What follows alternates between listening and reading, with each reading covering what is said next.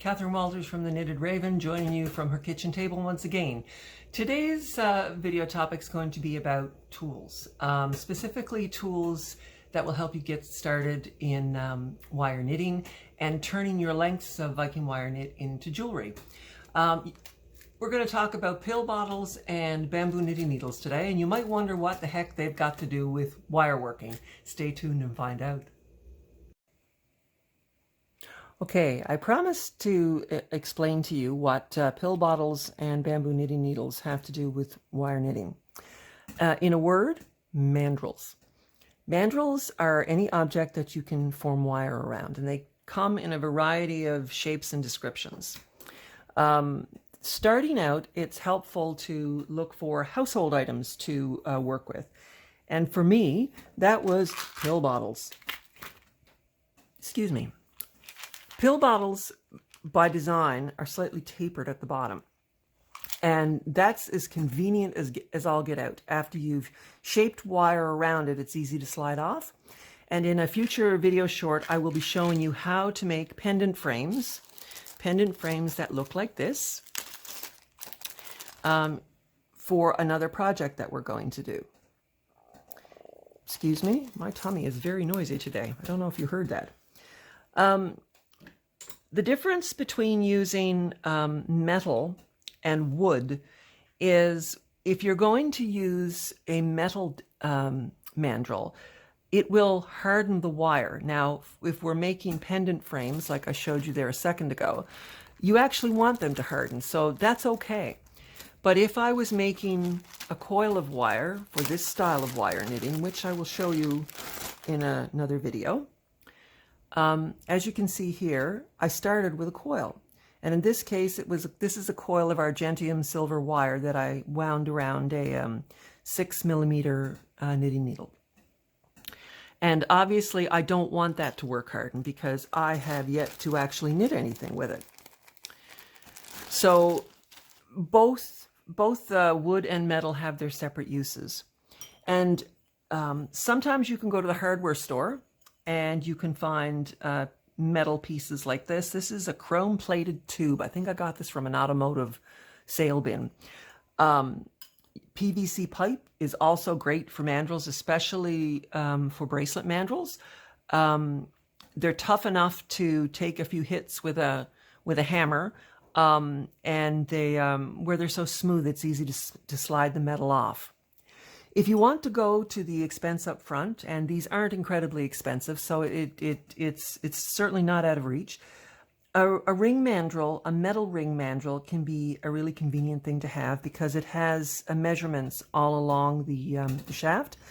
And if you're getting into the practice of making frames of a uniform size for sale, then this can be really handy. But it's not an absolute necessity, provided you're creative and look in your cupboards and your drawers and you can pull out a few things. Now I want to switch gears and talk a little bit about why you should spend money on some things.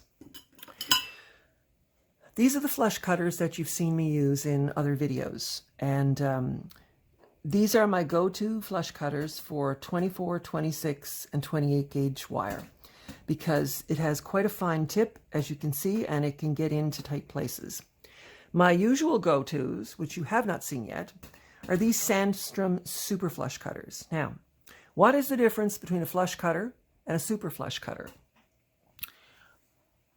Now, bear with me, I am not an artist, but I think this will make the point. When people say or hear the word flush cutter, they think they're going to cut the end of the wire off so it's perfectly flush. But that doesn't work that way. When the blades come together with the cutters, they push a bit of metal up in between. With flush cutters, you end up with a little divot on the end of your wire. With super flush cutters, it's almost flat, but if you put the end of a wire under some magnification, you will see there's still the tiniest little rise in the center. That's kind of the profile. It is flatter than a flush cutter, but there is a difference. Now you might ask, wire is so fine. Why should it matter if there's a little divot on the end? Well, when you're using fine wire, it doesn't make as big a difference. And the reason it doesn't make as big a difference is because you can push the wire flat with chain nose pliers and tuck it away, and it's not going to do any harm to anybody. But when you're making a frame at a 16 gauge wire like this, you have an end that has to be pushed down. So the flatter the cut, the better. And it also means that there will be less sanding or filing in order to get that smooth. That's a big chunk of wire there, and that's completely smooth to the tip of my finger. Having less sanding to do is always a good thing. So I share that with you, and I am not endorsing these for compensation or anything like that. These are my personal tools that I've used for years, and I'm sharing with you my experiences, hoping that that will help you out. One other set of pliers that you might want to consider investing in is a set of nylon jaw pliers. These are really good when you're needing to straighten out heavier wire right off the spool. You've seen me with finer wire using pro polish pads or pulling it through my fingers to straighten it. Well, I have a pretty good pinch, but with 18 gauge and heavier wire, that doesn't work so well. But these do, because the handles give you leverage to give it a squeeze, and you pull along the wire. In fact, just let me show you this for a second.